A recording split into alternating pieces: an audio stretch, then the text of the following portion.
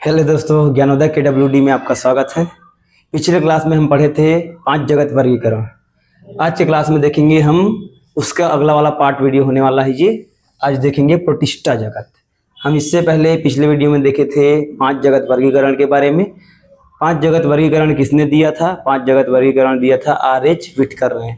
उन्होंने जीव जगत को 5 भागों में बांटा था। 5 भाग जिनमें से क्या क्या था? तो सबसे पहला था मोनेरा जगत, दूसरा था प्रोटिस्टा जगत। मोनेरा को हम पिछले वीडियो में कर चुके हैं, अब हम आए हैं प्रोटिस्टा जगत में। तो अगर हम देखें प्रोटिस्टा जगत में किन जीवों को रखा गया है, अगर देखेंगे तो प्रोटिस्टा जगत जो था वो वाद विवाद की स्थिति में रहा बहुत समय तक। मतलब कुछ जीव जो प्रोटिस्टा जगत में आते हैं उनका गुण पादप जगत के जीवों से मिलता था। कुछ जीव प्रोटिस्टा जगत के ऐसे थे जो बैक्टीरिया के समान गुण रखता था। अगर हम आधार माने कि प्रोटिस्टा जगत में किसको रखा गया है तो बोल सकते हैं कि हम एक कोशिकी, क्या बोल सकते हैं? एक कोशिकी यूकैरियोटिक जीव को। किसको? एक कोशिकी यूकैरियोटिक जीवों को किस में रखा गया है? प्रोटिस्टा जगत में। और अगर मोनेरा जगत में अगर देखे होंगे तो वहां पे देखे होंगे एक कोशिकी प्रोकैरियोटिक जीव। प्रोकैरियोटिक और यूकैरियोटिक के बारे में उस वीडियो में बताया गया है, एक बार देख सकते हो आप। तो एक कोशिकी यूकैरियोटिक जीवों को किस में रखा गया? प्रोटिस्टा जगत में। तो कुछ जीव ऐसे थे, एक कोशिकी थे, यूकैरियोटिक थे, जिनको प्रोटिस्टा जगत में रख दिया था, लेकिन बाद में कुछ विवाद हुआ तो उनको फिर बाद में प्रोटिस्टा से हटाया गया। तो वाद विवाद की स्थिति बना रहा प्रोटिस्टा जगत में। जैसे कि एग्जाम्पल के लिए अगर हम बात करें क्लेमाइडोमोनास और क्लोरेला, ये जो क्या है, ये शैवाल है। इनको पहले एक कोशिकी और यूकैरियोटिक होने के कारण इनको रखा गया था प्रोटिस्टा जगत में, लेकिन इनका गुण क्या है कि इनमें क्लोरोफिल पाया जाता है। क्लोरोफिल पाया जाता है तो अपना भोजन स्वयं बनाते हैं। तो ये तो गुण होता है पादप जगत का, इसलिए उनको निकाल के फिर रखा गया पादप जगत में। तो अगर हम आगे देखेंगे प्रोटिस्टा जगत में तो एक कोशिकी यूकैरियोटिक जीवों को रखा गया प्रोटिस्टा जगत में। प्रोटिस्टा जगत को और देखेंगे तो हम विभिन्न प्रकारों से इसको बांट सकते हैं। सबसे पहले अगर हम इसका बात करें प्रोटिस्टा जगत, तो इसमें पहला इसका जो संघ है अगर देखेंगे तो वो आता है, इसमें आता है क्राइसोफाइटा आता है। क्या आता है? क्राइसोफाइटा। क्राइसोफाइटा ये क्या है? तो ये जो क्राइसोफाइटा है इसको बोलते हैं हम सुनहरा भूरा शैवाल। क्या बोल सकते हैं? भूरा सुनहरा शैवाल। भूरा सुनहरा शैवाल मतलब क्यों ऐसा बोलते हैं? तो ये इनका कलर देखोगे थोड़ा सा भूरा कलर रहेगा, सुनहरा कलर रहेगा, इसलिए इनको बोलते हैं भूरा सुनहरा शैवाल। इसके अंतर्गत क्या आते हैं? तो डायटम्स आते हैं। क्या आते हैं? डायटम्स और डेस्मिड बोलते हैं, जो समुद्र में तैरते रहते हैं। मैक्सिमम जो क्राइसोफाइटा के जो सदस्य हैं वो समुद्र में मस्त तैरते रहते हैं अपना, और स्वपोषी होते हैं। मैक्सिमम क्या होते हैं? स्वपोषी होते हैं, समुद्र में तैरते रहते हैं, अपना भोजन स्वयं बनाते हैं। और इनका कलर कैसा दिखता है? भूरा सुनहरा दिखता है। क्या आता है इसका? अगर एग्जाम्पल अगर हम देखेंगे इसका उदाहरण में क्या आता है, तो इसका एग्जाम्पल क्या है? डाइटम्स। क्या है? डाइटम्स। और डेस्मिड आता है। क्या आता है? डेस्मिड आता है। अब ये जो क्राइसोफाइटा है इसका काम क्या है, क्या उपयोग में लाते हैं इसका हम? तो अगर इसको और देखें तो इसमें इसका अगर संरचना देखोगे तो वो ऐसा रहता है कि इनके संरचना में पाया जाता है सिलिया पाया जाता है। क्या पाया जाता है? सिलिका। क्या पाया जाता है? सिलिका। सिलिका मतलब ऐसा मानो कि आप रेत का छोटा छोटा कण, वैसे ही टाइप का होता है सिलिका। रेत ही है सिलिका। तो सिलिका पाया जाता है इसके कोशिका भित्ति में। सिलिका पाया जाता है इसलिए थोड़ा सा अगर देखोगे तो इसका जो सेल वाल है वो ऐसा दिखता है, राउक दिखता है, थोड़ा सा खुरदुरा टाइप दिखता है। और ये समुद्र में रहते हैं, बहुत मतलब भारी मात्रा में रहते हैं। एक साथ ये ना करोड़ों की संख्या में रहते हैं, घूमते रहते हैं। और ये मानो तो क्या है, ये एक जीव जगत पर, ये एक जीव है। अब ये मस्त तैरते रहते हैं, और जब ये मरते हैं, जैसे कि इनका जीवन काल जैसे कि खत्म होगा, जीवन काल समाप्त होगा, जैसे ये मर जाएंगे तो ये समुद्र के नीचे में, सिंपल अगर देखोगे तो समुद्र में तैरते रहते हैं। और जैसे ही ये अगर मान लो क्या हो गए, नष्ट हो गए, समुद्र के नीचे में ये मतलब ऐसा जमा हो जाते हैं। क्या हो जाएंगे? समुद्र के नीचे में ऐसा ढेर लग जाता है इसका। एक साथ रहते हैं करोड़ों की संख्या में, करोड़ों डायटम्स और डेस्मिड एक साथ अगर मरेंगे मान लो, तो ऐसा लगता है कि समुद्र में ढेर लग गए हैं। और ढेर जो है ऐसा लगता है कि मिट्टी का ढेर लगा है, और रियल में मिट्टी थोड़ी होता है, ये होता है रियल में क्या? डायटम्स और डेस्मिड। तो इसको हम बोलते हैं, क्या बोलते हैं? डायटमी मृत्तिका बोलते हैं। क्या बोलते हैं? डायटमी मृत्तिका बोलते हैं, मतलब डायटम का मिट्टी बोलते हैं, डायटमी मृत्तिका। अब ये बहुत सारा संख्या में पाया जाता है, तो इसका उपयोग किस में करते हैं? इसका उपयोग हम कर सकते हैं पॉलिश उद्योग में। किस में कर सकते हैं? पॉलिश उद्योग में। पॉलिश उद्योग में कैसे कर सकते हैं? किसी भी वस्तु का पॉलिशिंग करने के लिए हम पॉलिश उद्योग में इसका उपयोग कर सकते हैं, क्योंकि इसके सतह में पाया जाता है इसीलिए। जो रॉक सतह बनाता है, खुरदुरा सतह, तो पॉलिश कर सकते हैं किसी भी का, तो पॉलिश उद्योग में इसका उपयोग किया जाता है। किसका? डायटम्स और डेस्मिट का। ठीक है। डायटम्स के बाद अगर हम जाएंगे तो क्राइसोफाइटा के बाद आगे अगर बढ़ेंगे तो हम दूसरा इसका आता है, इसका दूसरा संघ आता है प्रोटिस्टा का दूसरा संघ आता है डायनोफ्लैजिलेट। क्या आता है?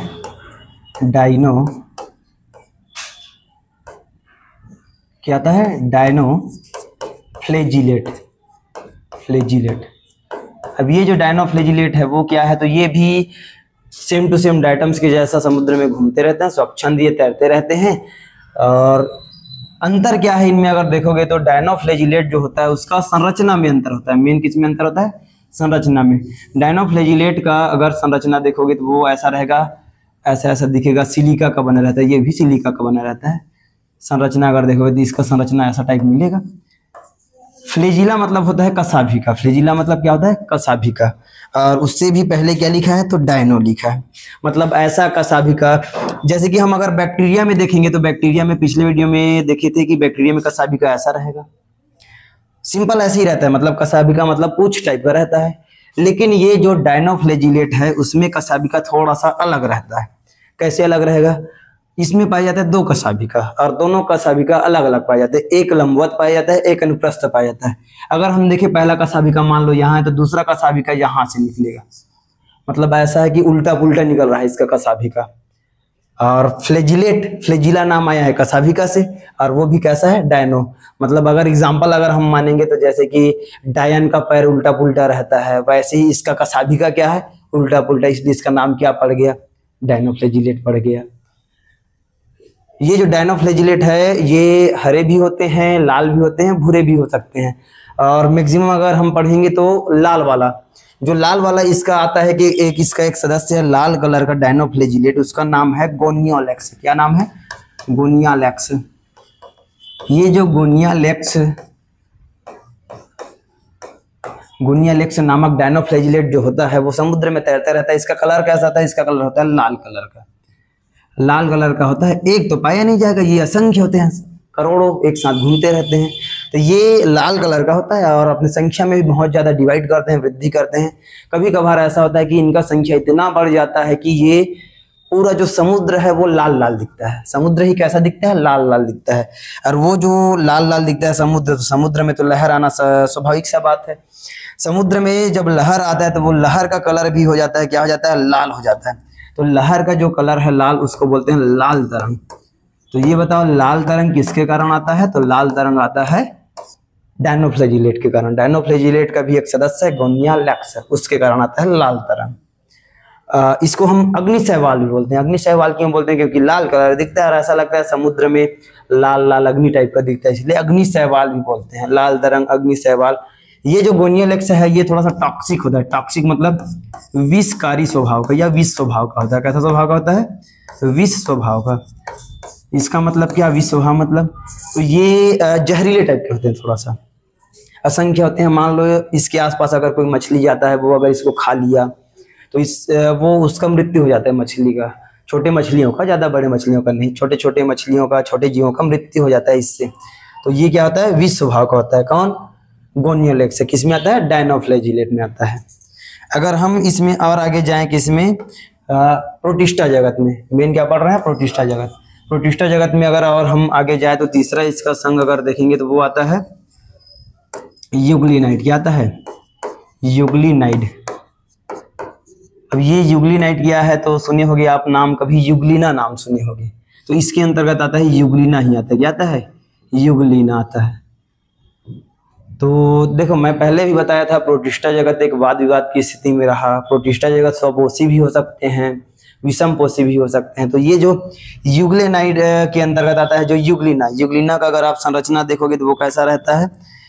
यूग्लिना का संरचना रहता है ऐसा रहेगा। हरा कलर का रहता है मैक्सिमम यूग्लिना। इसमें दो कसाबिका होता है, एक कसाबिका थोड़ा सा बड़ा होता है, एक कसाबिका छोटा होता है। और ये जो यूग्लिना है वो मैक्सिमम स्वपोषी होते हैं। क्या होते हैं? स्वपोषी, अपना भोजन स्वयं बनाते हैं। हरित लवक इनमें पाया जाता है, अपना भोजन स्वयं बनाते हैं। लेकिन कभी कभार अगर मान लो कि प्रकाश संश्लेषण के द्वारा अपना भोजन स्वयं बनाते हैं, अगर इसको प्रकाश नहीं मिला, किसको? यूग्लिना को, तो ये कभी कभार अपनी ये छोटे कसाबिका से छोटे जीवों को पकड़ पकड़ के खाता है। कौन? यूग्लिना। तो यूग्लिना को बोलते हैं हम, ये क्या है? स्वपोषी भी है और परपोषी भी है, मतलब दोनों में आता है। ये कभी कभार अपना भोजन बना लेते हैं और कभी कभार अपना भोजन नहीं बनाते हैं। कौन? यूग्लिना। यूग्लिना में और अगर देखेंगे तो इसमें दो कसाबिका पाया जाएगा, एक बड़ा रहेगा एक छोटा रहेगा। और ये स्वपोषी तथा विषमपोषी दोनों होते हैं। इसके ऊपर में एक प्रोटीन का आवरण पाया जाता है, पतला आवरण। कोशिका भित्ति नहीं होता है, इसमें प्रोटीन का एक आवरण पाया जाता है और उस आवरण को बोलते हैं पेलिकल। क्या बोलते हैं? पेलिकल कहते हैं। तो ये हुआ यूग्लिनाइड हुआ।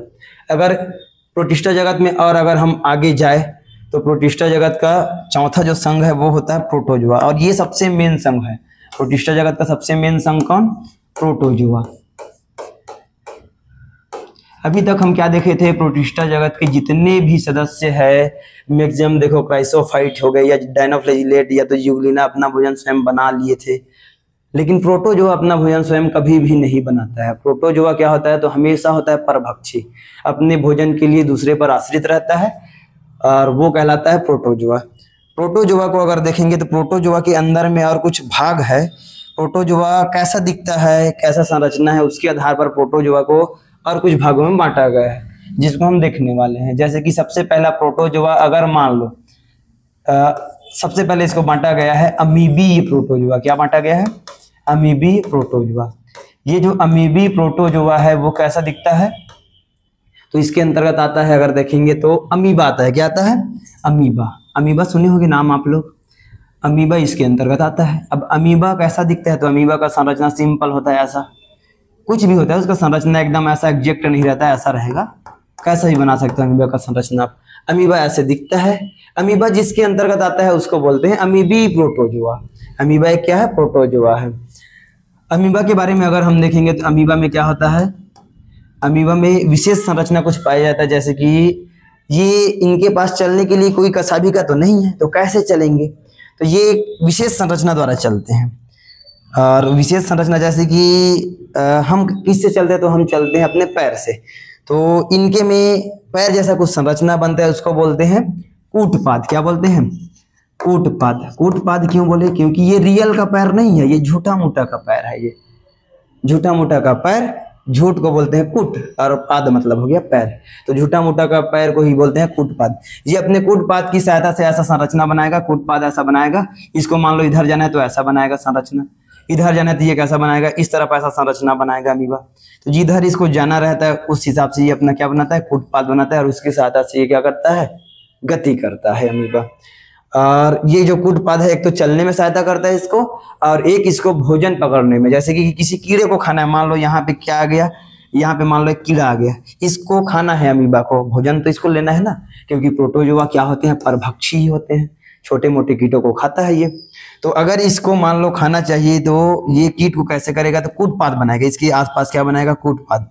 धीरे धीरे कूटपाद को बड़ा करते जाएगा और इसको पूरा फिर अंदर ले लेगा।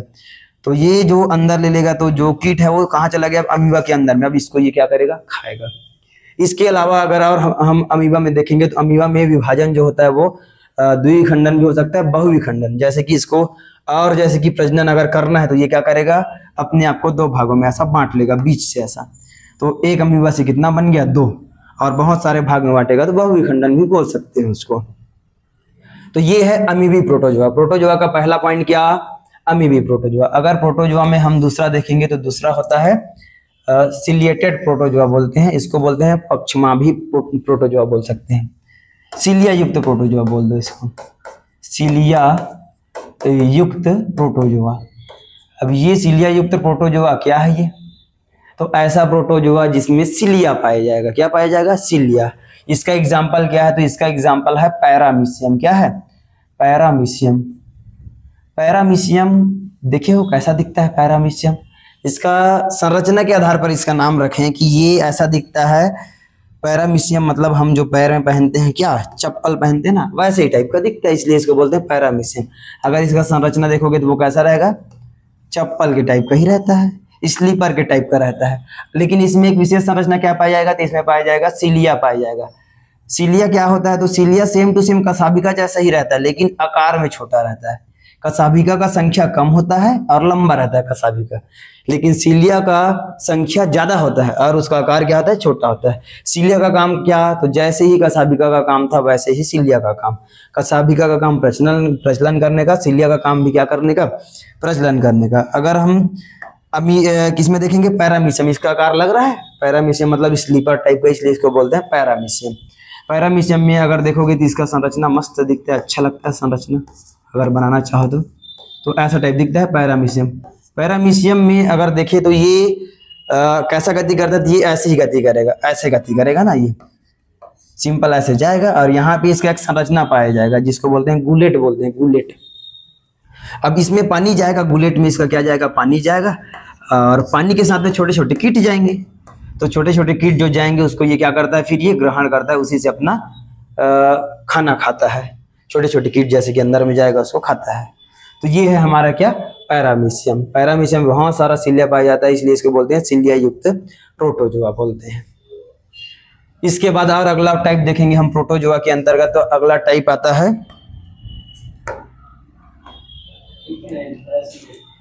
अगला टाइप हमारा क्या आता है, सिलिया युक्त प्रोटोजोआ के बाद अगर अगला टाइप देखेंगे तो हमारा आएगा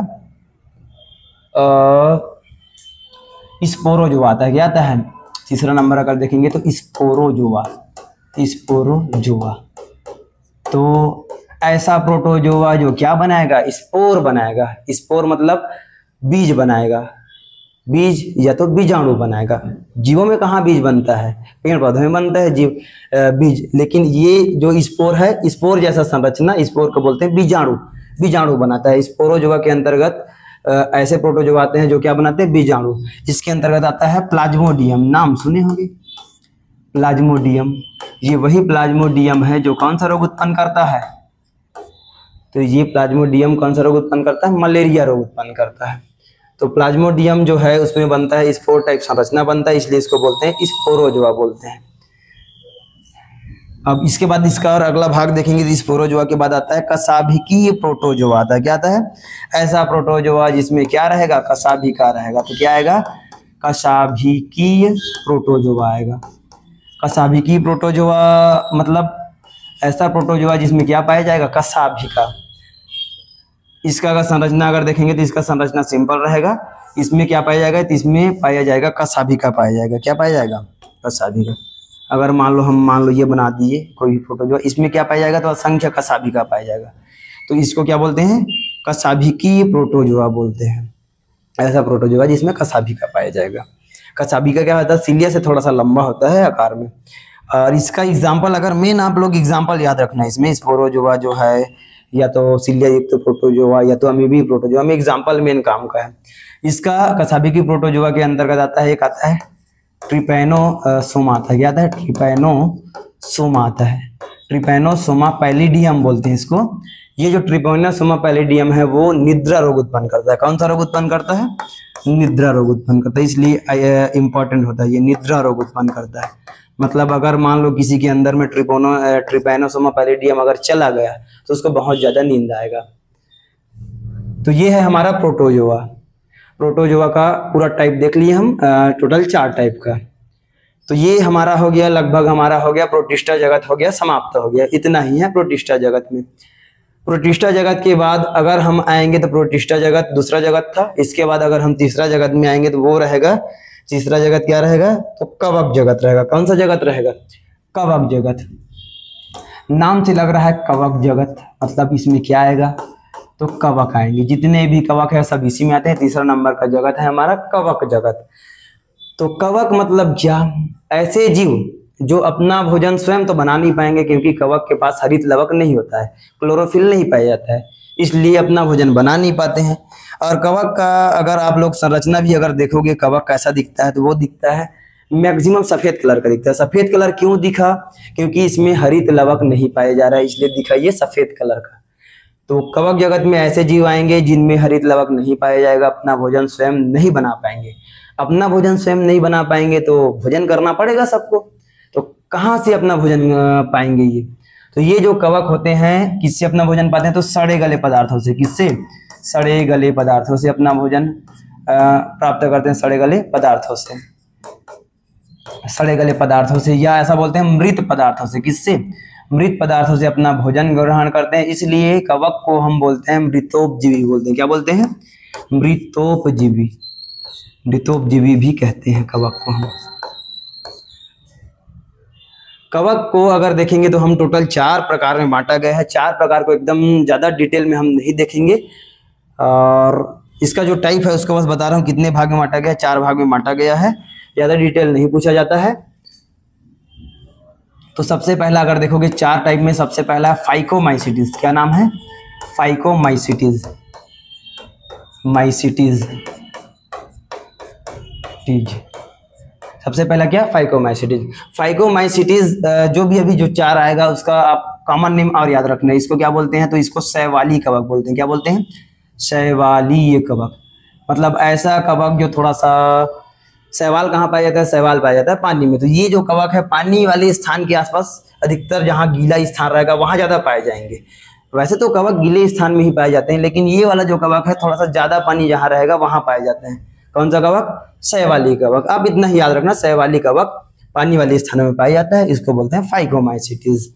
एग्जाम्पल आप लोग याद रख लेना, इसका एग्जाम्पल बस याद रखना। जैसे कि इसका एग्जाम्पल क्या है? तो राइजोपस। क्या है? राइजोपस। राइजोपस के बाद आप याद रखना एल्ब्यूगो। पहला एग्जाम्पल क्या हो गया? राइजोपस। दूसरा एग्जाम्पल याद रखना एल्ब्यूगो, एल्ब्यूगो बोलते हैं। और एक और याद रखना जिसका नाम है म्यूकर है। क्या याद रखना? म्यूकर। तो ये 3 ही एग्जाम्पल आप याद रखना, राइजोपस, एल्ब्यूगो और म्यूकर, जो कौन से किसके अंतर्गत आता है? फाइकोमाइसिटीज के अंतर्गत। अगर हम कवक जगत का दूसरा अगर संघ देखेंगे तो दूसरा आता है फाइको के बाद आता है एस्कोमाइसिटीज, जो सबसे ज्यादा इंपॉर्टेंट है ना। एस्कोमाइसिटीज, एस्कोमाइसिटीज, एस्कोमाइसिटीज किसको बोलते हैं या कौन से कवक इसके अंतर्गत आएगा? तो एस्कोमाइसिटीज का एक नाम चलता है, इसको बोलते हैं थैली कवक। क्या बोलते हैं? थैली कवक। ऐसा कवक जिसमें क्या पाया जाएगा? थैली के समान संरचना पाया जाएगा, उसको बोलते हैं हम क्या? थैली कवक बोलते हैं, या एस्कोमाइसिटीज बोलते हैं। एस्कोमाइसिटीज में आप लोग एग्जाम्पल याद रखना। एस्कोमाइसिटीज का सबसे मेन एग्जाम्पल है पेनिसिलियम। क्या एग्जाम्पल है? पेनिसिलियम। सुने होंगे नाम पेनिसिलियम। पेनिसिलियम, पेनिसिलियम ऐसा कवक है जिससे क्या बनता है? तो इससे बनता है एंटीबायोटिक बनता है। क्या बनता है? एंटीबायोटिक। मैक्सिमम एंटीबायोटिक इसी से बना है, पेनिसिलियम से। तो पेनिसिलियम किसके अंतर्गत आता है? एस्कोमाइसिटीज। इसके अंतर्गत और देखोगे तो और एग्जाम्पल इसके अंतर्गत आता है रोटी कवक, जिसको बोलते हैं रोटी कवक। रोटी में कौन सा कवक उगता है? एक रोटी कवक आता है जो हमारे रोटी में जो फफूंद उग जाता है, उसको बोलते हैं क्या? रोटी कवक बोलते हैं। इसका नाम याद नहीं आ रहा है, याद आएगा बता रहा हूँ ना। एक है रोटी कवक। और इसका अगर एग्जाम्पल याद रखेंगे पेनिसिलियम का, एस्कोमाइसिटीज का था, तो हो गया हमारा ये पेनिसिलियम ईस्ट आता है। इसी के अंतर्गत क्या आता है? ईस्ट आता है। ईस्ट सुनियो नाम। जलेबी बनाने के लिए उसका जो आटा है उसको क्या किया जाता है? थोड़ा सा रात भर भिंगाया जाता है, तो उसमें डाला जाता है ईस्ट या खमीर, इसी को बोलते हैं। तो ये किस में आता है? एस्कोमाइसिटीज में आता है। अब इसके बाद अगर हम जाएंगे तो एस्कोमाइसिटीज के बाद आएगा, अगला आएगा एस्कोमाइसिटीज के बाद आएगा बेसिडोमाइसिटीज। क्या आएगा? बेसिडोमाइसिटीज, बेसिडोमाइसिटीज, ठीक है ना। बेसिडोमाइसिटीज में, बेसिडोमाइसिटीज में कौन आएगा? तो इसका आप कॉमन नाम याद रखना, इसको बोलते हैं क्लब कवक। क्या बोलते हैं? क्लब कवक या समूह कवक। मतलब ऐसा कवक जो किसमें पाया जाएगा? समूहों में पाया जाएगा, उसको बोलते हैं बेसिडोमाइसिटीज। तो बेसिडोमाइसिटीज का एग्जांपल याद रखना। जो आप बोलते हो जी, क्या बोलते हो? कुकुरमुत्ता जो बोलते हो ना, कुकुरमुत्ता। तो कुकुरमुत्ता इसी में आता है, कुकुरमुत्ता आता है इसमें। कुकुरमुत्ता मतलब आसपास, सड़क के आसपास जितना भी सड़क के आसपास जितना भी कवक उगा रहता है सब इसी में आता है। किसमें आता है? बेसिडोमाइसिटीज। सब देखना जो सड़क के आसपास होते हैं वो सब के सब क्या होते हैं? समूह में होते हैं, क्लब कवक बोलते हैं जिसको, ठीक है। और इसके अंतर्गत और जैसे कि क्या आता है, तो जैसे कि आप लोग बोलते हो मशरूम, जितना भी मशरूम बोलोगे ना, जैसे कि पैरापीरी बोलोगे, सब इसी में आएगा। किस में आएगा? बेसिडोमाइसिटीज में ही आएगा। एक नाम आता है एगैरिकस। क्या आता है? एगैरिकस। एगैरिकस भी इसी में आता है, एगैरिकस। ठीक है, आप लोग एग्जाम्पल बस याद रखना, कुकुरमुत्ता याद रख लेना। एगैरिकस, शायद एगैरिकस को ही बोलते हैं, कुकुरमुत्ता बोलते हैं। अगला हम जाएंगे तो इसका एक और टाइप जो बचा है वो है चौथा, इसको बोलते हैं ड्यूटेरोमाइसिटिस। क्या बोलते हैं? ड्यूटेरोमाइसिटिस। ड्यूटेरोमाइसिटिस। ड्यूटेरोमाइसिटिस में कैसा कवक आता है, इसका नाम याद रखना, ड्यूटेरोमाइसिटीज। तो ड्यूटेरोमाइसिटिस को बोलते हैं अपूर्ण कवक भी बोलते हैं। क्या बोलते हैं? अपूर्ण कवक। अब अपूर्ण कवक इसको क्यों बोलते हैं, सबसे मेन पॉइंट ये है। तो जितने भी अभी जो तीन हम पढ़े हैं, फाइकोमाइसिटीज, एस्कोमाइसिटीज और बेसिडोमाइसिटीज, ये भी जितने भी ऊपर पढ़े हैं, सब में लैंगिक जनन पाया जाता है। सब में लैंगिक जनन पाया जाता है, इसलिए इनको बोलते हैं पूर्ण कवक। लेकिन ये जो ड्यूटेरोमाइसिटीज का सदस्य है, इनमें लैंगिक जनन नहीं पाया जाता है। लैंगिक जनन नहीं पाया जाता है, इसलिए इसको बोलते हैं कौन सा कवक? अपूर्ण कवक। जैसे ही इनमें लैंगिक जनन अगर ज्ञात हो जाता है, मान लो नया नया खोज हुआ है, तो उसको ऊपर की ओर उसको शिफ्ट कर देते हैं उसको। तो ये है अपूर्ण कवक, जिसको बोलते हैं ड्यूटेरोमाइसिटिस। ड्यूटेरोमाइसिटिस के अंतर्गत आता है, क्या आता है, तो ये जो दांत खाद खुजली रोग जो उत्पन्न करता है उसको बोलते हैं ट्राइकोडर्मा। क्या आता है? ट्राइकोडर्मा।